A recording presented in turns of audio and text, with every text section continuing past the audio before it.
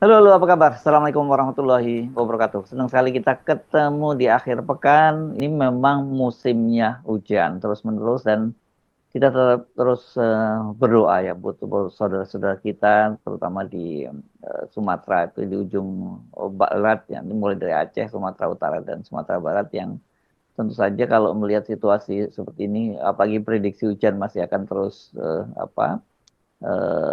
Berlangsung. berlangsung ya saya kira ini kekhawatiran mungkin berdapat karena banyak sekali orang-orang sekarang kan banyak yang beli pengungsian jadi kita bisa bayangkan dalam situasi yang darurat hujan terus berlanjut nah itu dampaknya pasti luar biasa ya soal bencana di Sumatera ini. Jadi sekali lagi bersyukurlah buat Anda yang masih dalam kondisi sehat dan selamat dan jangan lupa berbagi dengan saudara-saudara kita yang ada di sana ya di ujung barat Sumatera. Oke, seperti biasa kami temani Anda dalam program Auto Record membaca berita di balik berita bersama kami. Saya Hersu Arif. Dan saya Gebeta senang sekali menjumpai teman-teman semua. Jadi betul sekali apa yang dikatakan oleh Mas Hersu bahwa saat ini musim berber ya. Sebelum-sebelumnya eh, sebelum-sebelumnya tahun yang lalu, 2 tahun yang lalu apalah dan sebagainya itu juga sudah terjadi bencana, banjir kian meluas dan sebagainya. Nah, apalagi sekarang karena memang tindakan merusak lingkungan itu ternyata tidak berhenti. Hmm, Jadi dan sekarang ini masih bulan Desember. ya, Biasanya ada perpanjangan musim hujan gitu. Seharusnya bulan Maret April itu sudah musim hmm, panas ya. Kalau di Indonesia kan hanya ada 2 musim, sementara musim berber itu dimulai dari September.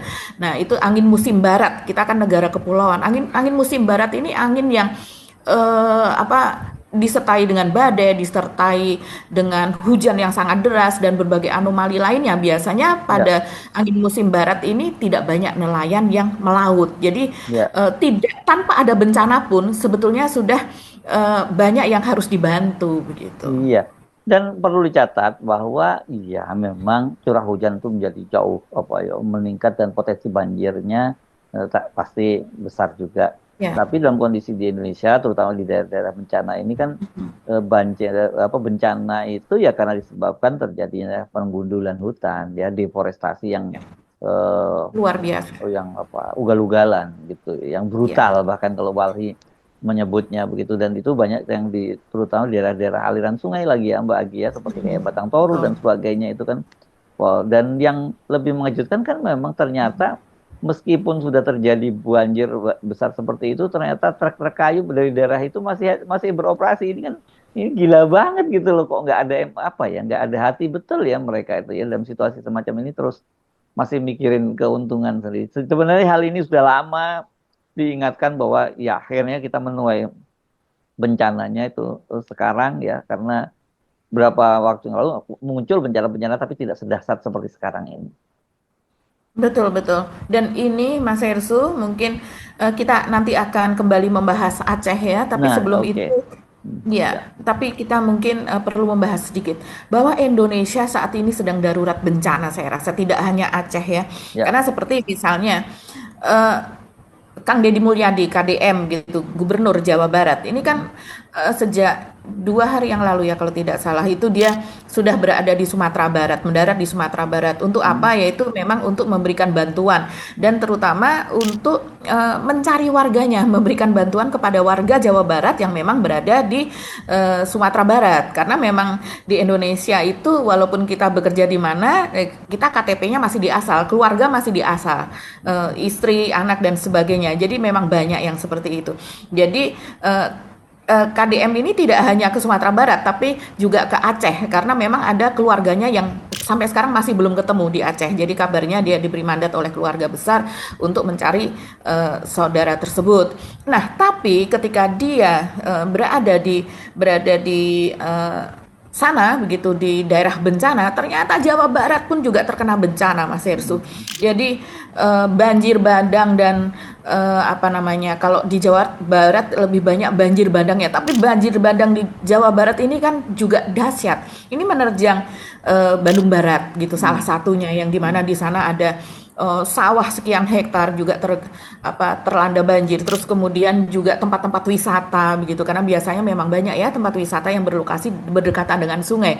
Pada saat tidak banjir itu jadi jualan utama karena pemandangannya indah dan sebagainya. Tapi ketika terjadi banjir bandang seperti itu akibat daerah hulunya itu juga memang sudah tidak baik-baik saja, sudah buruk keadaan lingkungannya, maka ini akan terjadi.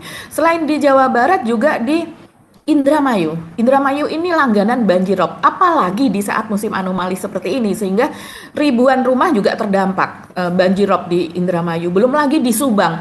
Jadi Subang juga mengalami banjir yang cukup besar. Jadi ini memang banyak Mas Hersu, dan saya rasa ini yang kita masih bisa membaca dan tercover. Mungkin daerah-daerah lain juga masih ada begitu. Begitu juga dengan di Jakarta. Ini warga Jakarta juga was-was karena ada 6 titik bocor di tanggul laut Jakarta Utara, dan kemudian salah satunya sekarang ini sedang diperbaiki, ditambal begitu.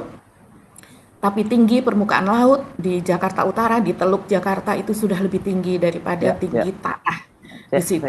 Saya lihat kawasan Ancol ya dan sekitar Jakarta International Stadium juga tergenang air itu Betul. ya, dan Mhm. kelihatannya itu kalau hujannya makin memburuk makin lama makin tinggi itu ya, kawasan itu genangan airnya. Iya. Iya ya, iya betul, dan saat ini kita berharap Jakarta tidak banjir. Tapi harapan itu kan dari setiap tahun kita berharap, tapi selalu Ya, harapan itu tidak terpenuhi karena ya. memang mau Hmm. bagaimana lagi. Tapi dengan kondisi cuaca yang seperti ini, kita khawatir banjirnya akan lebih besar daripada tahun lalu. Ya. Dan daerah-daerah lain juga di Indonesia lainnya begitu. Jadi ini peringatan besar yang ada di Aceh, Sumatera Barat, Sumatera Utara begitu.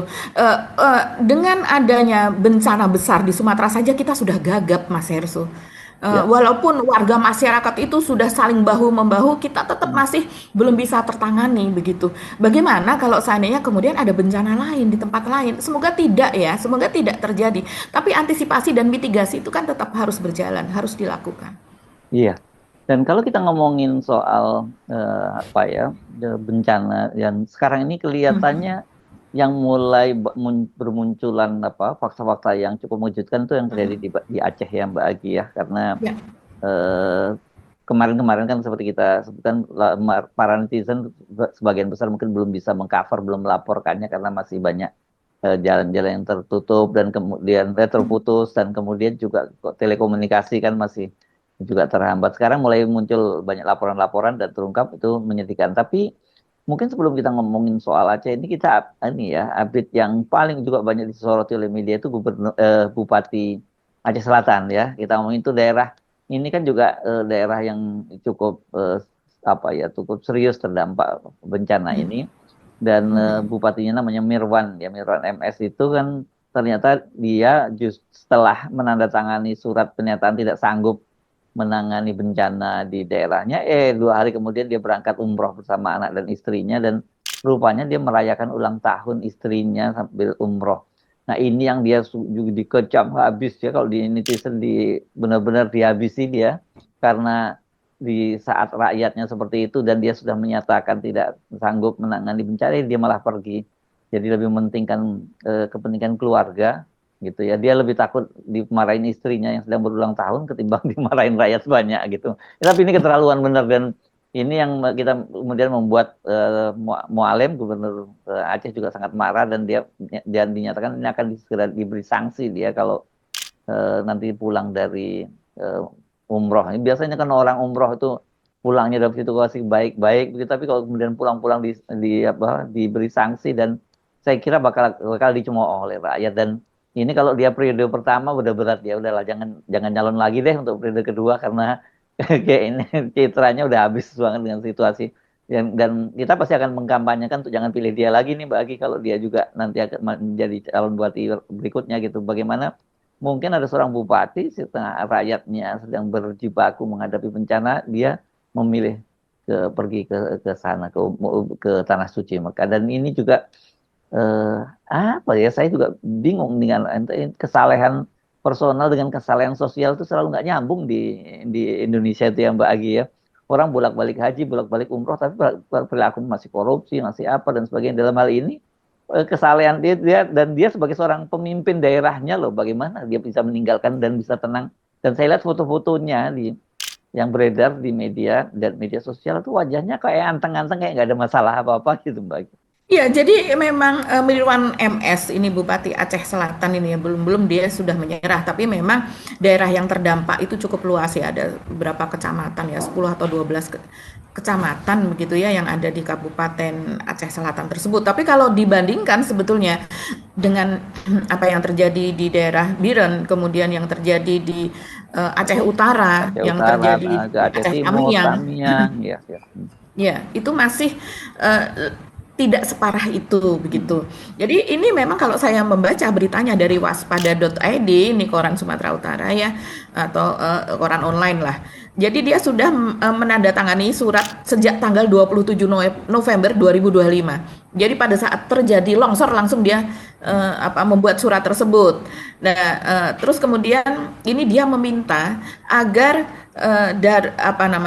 dia mengibarkan bendera putih dan kemudian meminta pemerintah Aceh untuk mengambil alih penanganan darurat bencana di daerahnya. Jadi dia memang sudah memasrahkan itu kepada Pemprov gitu ya, pemerintah Aceh. Ya, dan sebelum sebelumnya dia sudah menetapkan status itu siaga darurat bencana. Sebelumnya sudah ditetapkan di situ, tapi kemudian dia menyerah begitu ya.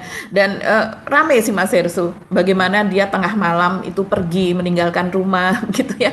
Dan kemudian sebetulnya pertama kali itu terungkap bahwa Mirwan MS ini kabur itu bukan dari akun Instagramnya dia, tapi justru dari akun Instagram travel Yes, yang membawa dirinya dan ya. istrinya tersebut begitu. Akhirnya dikulik-kulik begitu ya. Dan Mualim sendiri sebetulnya dia sudah mengunggah pernyataan ya. Dia mengatakan jangan kabur, jangan cengeng. Mualim ini Muzakir Manaf ya, Gubernur Aceh. Ini mengatakan jangan kabur, jangan cengeng. Kalau seandainya memang cengeng dan apalagi kabur, itu akan diganti diminta untuk mundur. Itu Ya. akan diganti dengan orang lain lagi yang memang mampu begitu. Dia udah bukan diri, cengeng, wadam orangnya. Siapa suruh naik gitu? Baru itu sikit udah bukan diri. Dan harus proaktif memulakan masyarakat. Jangan lari. Jangan ambil alasan tidak tahu. Jadi saya harapkan kepada Bupati Wali Kota yang cengeng, letak jabatan dia, ganti yang lain. Apa salahnya? Saya harapkan begitu. Dan semua instansi pemerintah masuk camat dan divisi supaya proaktif. Jadi kalau melihat seperti ini, Mas Hersu bilang bahwa ya biasanya orang pulang umroh itu disambut senang apa? Ya mungkin nggak usah pulang deh. Dan ini Pak Prabowo pasti tahu ini kadernya Pak Prabowo loh ini. Dia partai dari Gerindra ini pasti kena. Aduh, iya. Nanti pulangnya kalau seandainya Aceh sudah membaik begitu ya, karena memang ini akan dirujak betul begitu. Tapi ya harus dihadapi yang seperti itu ya. Kalau menurut saya sih sebaiknya udah dicoret saja. Ini sih dicoret. Mau dia pulang mundur, ya mau mundur tidak aja mundur. supaya dia nggak dipikir mundur Iya. aja pulang-pulang tuh ya, jangan. Betul, dia umroh berapa hari, apalagi kalau sambil berwisata kan kita tahu ya, umroh banyak sekali paket wisata di baliknya.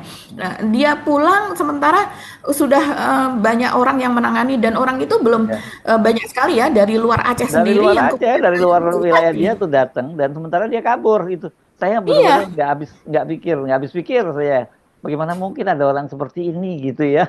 Dan ini kalau aduh, saya speechless. nggak Nggak paham ngerti lagi. saya. Masih mending seperti Bupati Aceh Utara, Mas Hersu, yang dalam keadaan menangis gitu dia ya. menyerah. Ya. Dia menyerah bukan apa-apa karena dia memang sudah berusaha keras dan dia tahu dia tidak punya anggaran gitu. Sementara itu semua harus ditangani dengan tidak bisa dengan tangan kosong, semuanya harus mendatangkan alat berat gitu. Dan sementara seperti BNPB, seperti TNI, polisi juga dalam kapasitas yang juga terbatas kan karena daerah-daerah lain juga terkena bencana kecuali memang daerah kabupatennya saja yang terkena bencana sementara kabupaten lain baik-baik saja. Ini kan hampir seluruh Aceh begitu Mas Hersu membutuhkan bantuan tersebut. Jadi bisa dibayangkan rebutan lah ini, rebutan alat berat, rebutan bantuan, rebutan apa dan sebagainya begitu. Oke, saya kira kita serahkan aja sepenuhnya pada rakyat Aceh Selatan dan juga kepada Gubernur Aceh apa tindakan yang perlu dilakukan terhadap Pak Marwan ya, Mirwan atau Ya. Mirwan ya namanya ya. Iya, Miran Pak MS ya, Mirwan MS. Miran Ya, MS ya. betul. Kalau Betul. biasanya sanksinya kayak kemarin terjadi itu seperti Bupati Indramayu, siapa Luki Hakim ya kalau tidak salah, dia juga Oh pergi ke ya, Jepang, betul. ya Hmm. dia pergi ke Jepang Tanpa izin ya. tanpa Mhm. izin dan sebagainya, dan kemudian ya, tapi sebenarnya kondisinya, situasinya apanya kabupatennya baik-baik Berbeda. saja gitu, Iya. nggak apa-apa. Tapi dia Mhm. pun diberi hukum setiap hari ngantor di Kemendagri itu, dari dia Mhm. selama berapa lama begitu. Ya, kalau Pak Mhm. Mirwan mungkin setiap hari suruh ngantor dia, itu menarik juga itu dari Aceh sana. Nggak boleh tinggal di Jakarta, tapi ya tiap hari harus pulang pergi ke Jakarta gitu. Dan situasi seperti ini betul-betul apa ya yang terjadi dengan kepala kepala daerah seperti ini ya, Mbak Agi. Iya, ya. Dari partai mana sih ini Mas Hersu? Udah saya sebutin Biasanya tadi dari Partai Gerindra, Mbak Agi mancing-mancing lagi. Udah deh, tinggalin aja. Capek ngomongin oke, begini, saya juga udah. tinggalin aja. Ya, udah. Iya, iya, iya. Oke, mari kita Ini bicara yang lebih serius lagi ya. Itu soal oke, oke. perkembangan yang lebih serius berkaitan dengan bencana ini ya, Mbak Agi. Dan ini biasanya Mbak Agi kan ngulik kan di media-media sosial nih. Ini di Aceh Mhm. pasti lagi seru banget ini dong, Mbak Agi. Iya, iya, iya, betul Mas Hersu. Mungkin saya bacakan ini ya. Ini lebih banyak saya bacakan karena ada Aceh Gayo, ada Sudut Aceh, Pandang Aceh, apa Berita Aceh. Banyak sekali. Yang kalau seandainya kita menginginkan berita tentang Aceh, memang sebaiknya kita mencari dari akun-akun media maupun akun-akun netizen yang aktif memberitakan begitu. Dan bukan dari media, ya media nasional juga banyak ya, tapi lebih otentik karena memang mereka apa mengambil langsung gambar-gambar itu dan mereka bersuara langsung dan kemudian ditangkap gitu oleh akun-akun lokal. Nah, di sini saya ingin Mas Hersu membacakan ini misalnya soal bagaimana teriakan ya dari daerah tentang mereka udah deh Aceh ini terlalu luas dan yang terdampak itu nggak main-main gitu dan sekarang dalam hitungan detik dan jam ini yang namanya bayi-bayi, yang namanya orang tua, yang mereka harus cuci darah setiap berapa hari sekali. Siapa yang menangani begitu?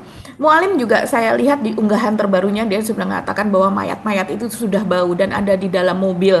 Saya tidak tahu konteksnya ini di mana, tapi dia menyebut nama Tamiang juga. Tapi kan dia berkunjung tidak hanya di Tamiang begitu.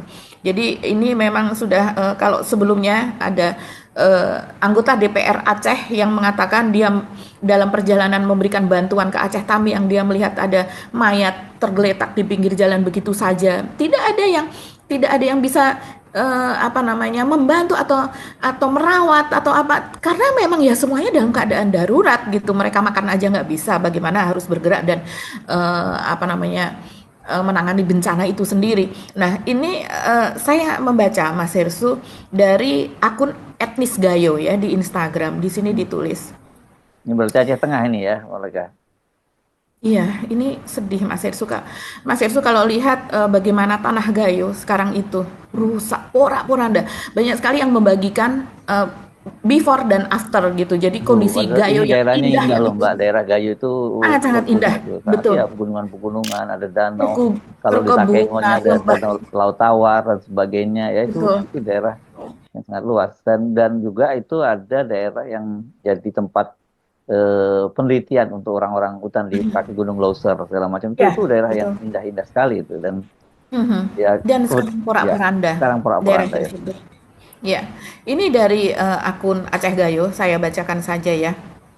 Maaf Pak Presiden, kondisinya sudah tidak bisa ditolerir. Fokus bantuan terpecah di 3 provinsi. Izinkan Aceh dibuka akses untuk menerima bantuan internasional. Masyarakat lapar dengan caps lock. Mereka haus, akses terputus. Apapun yang negara perbuat akan terlihat salah di mata masyarakat. Ketika negara dinilai tidak mampu menjamin kehidupan warganya. Rakyat lapar, haus, gelap, dan mencekam. Dan Aceh itu luas, dan untuk ke wilayah tengah, barat, dan timur, aksesnya itu berbeda. Ya. Kami sudah seperti zombie, menjarah untuk bertahan hidup, gelap dan mencekam di wilayah yang tak terjangkau, komunikasi terputus. Aceh Tengah, Gayo Lues, Tamiang, Bener Meriah, Aceh Utara, Pidijaya, Biren, Nagan Raya, Butong. Daerah ini sudah terlalu luas dan susah dijangkau. Tsunami 2004 kami bertahan karena mata dunia ke kampung kami dan negara internasional membantu kami. Izinkan kami membuka akses untuk negara asing membantu kami. Dan coba ya Mas Hersu kalau kita melihat berbagai dokumentasi dan yang sekarang ini karena kabarnya memang dari Komdiji sudah melakukan banyak perbaikan sehingga akses untuk internet segala itu sudah hampir pulih begitu ya. Nah, inilah mulai banyak sekali video-video yang beredar. Ya. Coba kita lihat salah satu videonya. Perjalanan warga Aceh Tengah dan Bener Meriah yang berjalan kaki selama 5 hari melewati lembah, sungai, kemudian daerah-daerah yang hancur begitu, perbukitan dan sebagainya. Dari orang tua yang sudah lanjut usia sampai dengan anak-anak, semuanya berjalan kaki selama 5 hari karena mereka mencari penghidupan, mencari makanan karena sudah tidak ada lagi makanan, dan mereka ingin mengabarkan kepada orang di luar wilayah mereka bahwa mereka masih hidup karena pasti saudara-saudaranya sedang mencari mereka. Kita lihat videonya.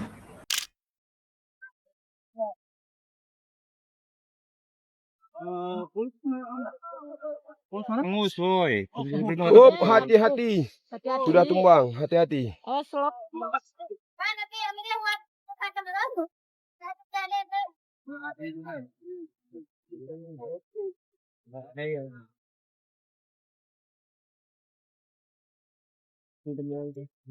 Abang je cah aku beda ya. Pak. Dikata ni kalian mahal. Apa coba maafin deh. Iya.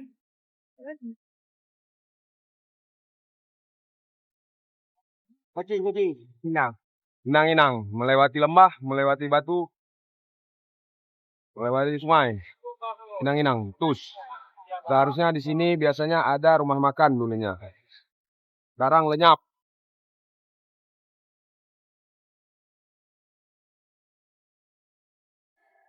The feelings are lost in the lungs. They're burning, I'd rather be numb. And there's no one else to blame. So scared I'll take off and I run. I'm flying to... Ngenes banget ya Mbak Agi ya ngelihatnya ya, miris ya. Ya, ini di negara mana? Ya, Kita seperti nggak percaya bahwa itu ada di Indonesia, Mas Irsu. Ada sebuah bencana dan kemudian sampai berhari-hari itu tidak ada bantuan. Ya karena skalanya yang sangat besar. Ada lagi ini, coba kita lihat bagaimana jalan menuju Takengon itu tidak dapat dilalui. Perjalanan diteruskan itu dengan rakit dan kemudian diteruskan dengan perahu karet milik BNPB. Jadi orang supaya tidak terjebak dan supaya bisa makan harus melalui itu semua. Kita lihat bagaimana akses jalan itu terputus.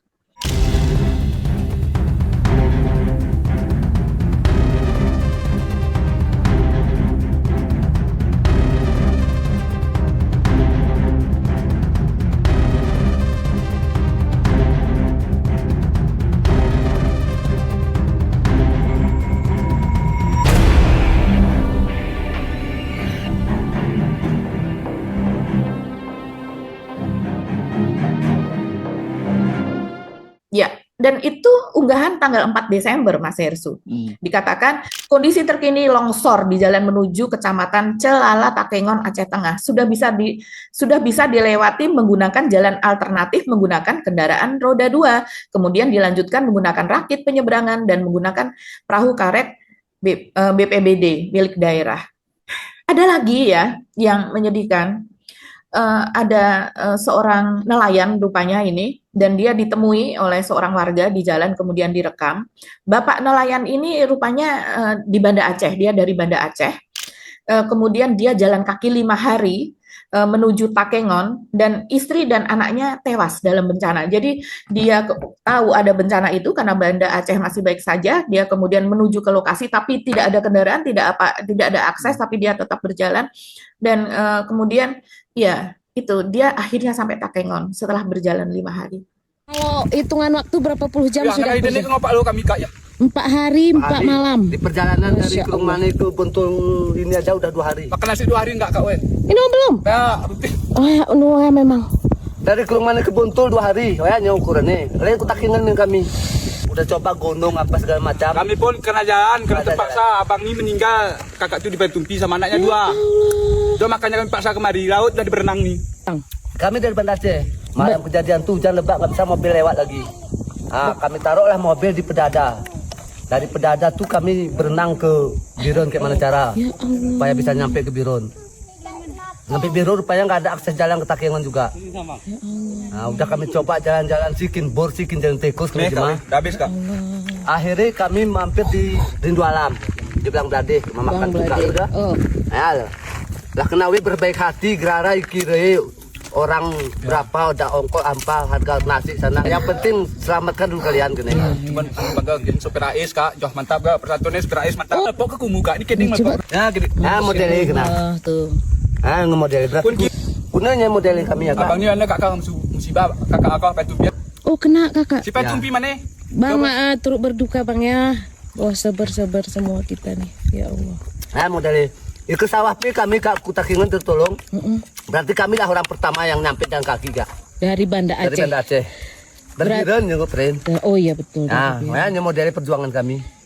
Ini Pak Hari, Kan sudah rete dia melapi palu Kak, woi. Gerara. Gerara nih. Pak Beras. Nanya Kak, nanya melapi suruh tiping mardi su. Itu walaupun sekedar air putih tapi dia ikhlas, Bu. Alhamdulillah. Luar biasa ya ininya ya, situasinya di Aceh ini. Terutama makanya tadinya kan orang pasti banyak yang bilang melebih-lebihkan lah kalau pernyataan seperti Mualim menyatakan bahwa ini seperti tsunami kedua gitu ya. Karena dia memang waktu itu menggunakan dari udara ya, dia melihatnya ya. Tapi sekarang begitu visualnya langsung dari bawah terlihat luar biasa betul kerusakannya ini. Ya kalau seperti ini wajar kalau kemudian banyak teriakan-teriakan dari mereka nggak mampu ya. Tadinya kan oke, kita juga mendengar Pak Mualim menyatakan bahwa itu cengeng dan sebagainya. Mungkin ya kalau kita melihat situasinya bukan cengeng ya, memang mereka mungkin sudah hopeless. Kenapa? Karena apa? Sumber daya mereka terbatas dan mereka yang butuh bantuan jauh lebih banyak dan yang harus diselesaikan juga banyak kan urusannya. Rekonstruksi dan rehabilitasi itu kan nggak sesederhana itu ya. Lebih mudah membangun sesuatu dari nol daripada memperbaiki seperti kondisi yang seperti sekarang ini gitu. Iya, betul sekali Mas Hersu. Jadi kondisinya memang separah itu begitu.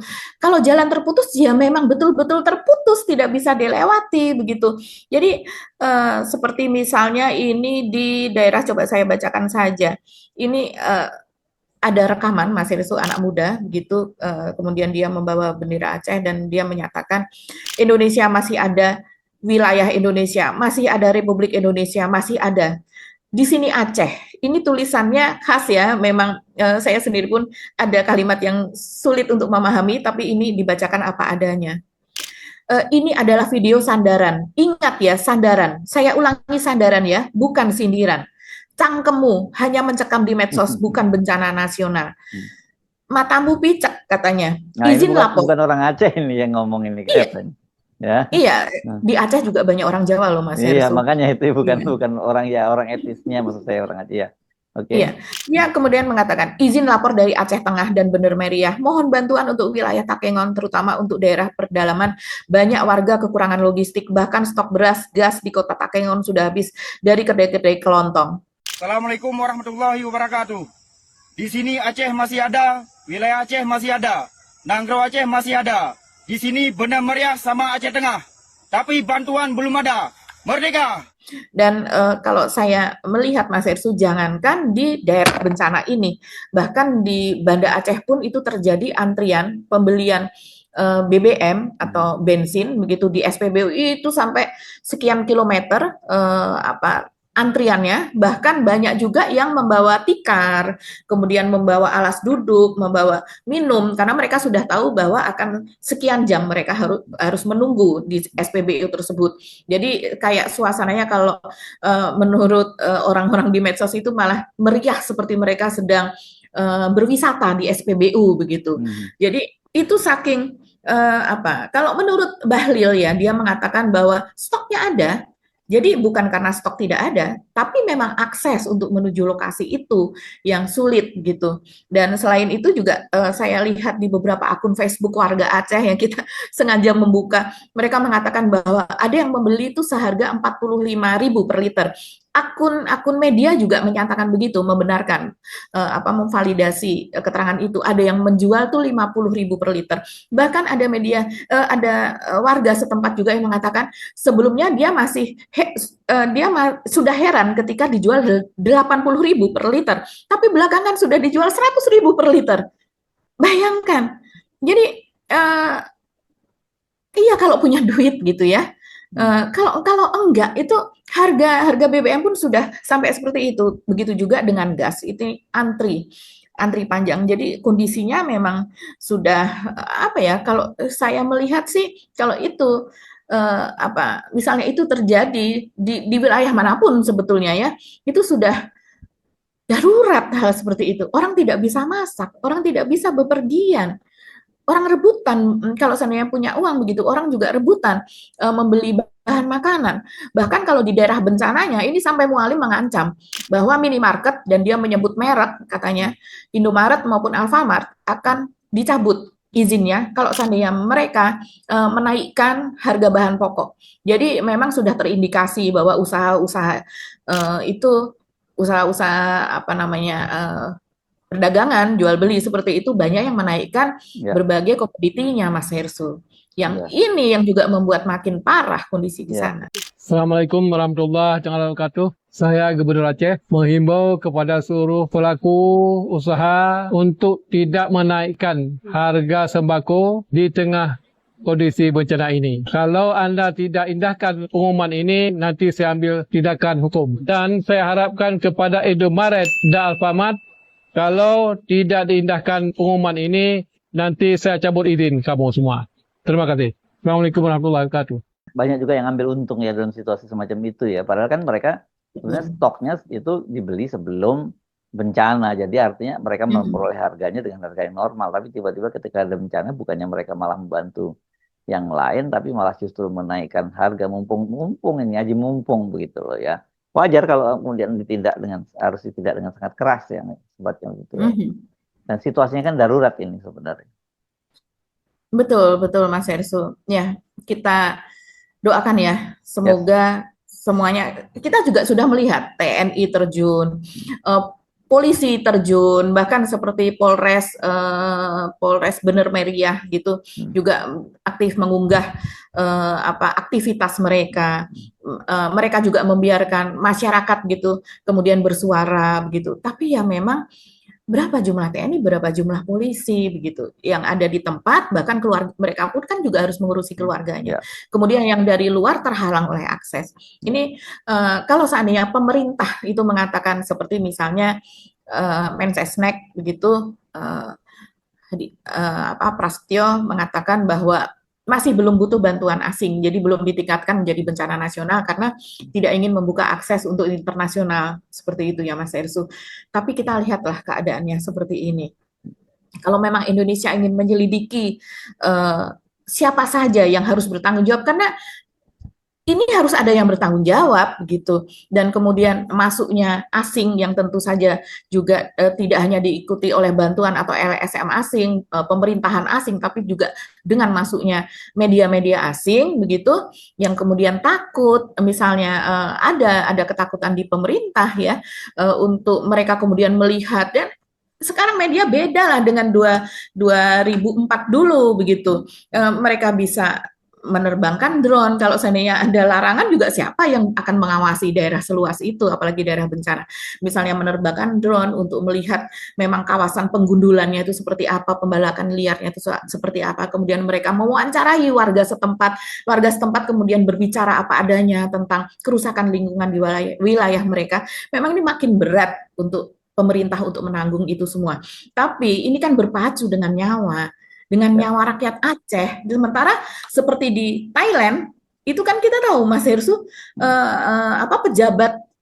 pejabat daerahnya langsung dipecat begitu mereka ketahuan tidak bisa menangani. Padahal di Thailand itu kan masih ada di kota-kota juga banjirnya yang terjadi gitu, dan jumlah korbannya juga tidak sebanyak di Indonesia gitu.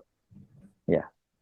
Oke, kita akan pantau dari hari ke hari, dan tentu saja tetap kita doakan saudara-saudara kita di Aceh, Sumatera Utara dan juga Sumatera Barat, dan juga ini kita mesti dorong terus ya soal bantuan-bantuan tetap dibutuhkan itu, tapi memang harus dikoordinasikan dengan yang sangat baik. Itu persoalannya ya sekarang kita Mbak masih sporadis semua kan ini. Jadi bantuan pokoknya masuk yang paling kita jadi belum bisa mengidentifikasi wilayah ini dapat apa yang prioritas dan sebagainya. Kelihatannya yang paling penting ini makanan dulu masuk ke wilayah itu karena mereka memang sudah berhari-hari ini banyak yang juga tidak makan. Makanan medis, obat-obatan. Iya.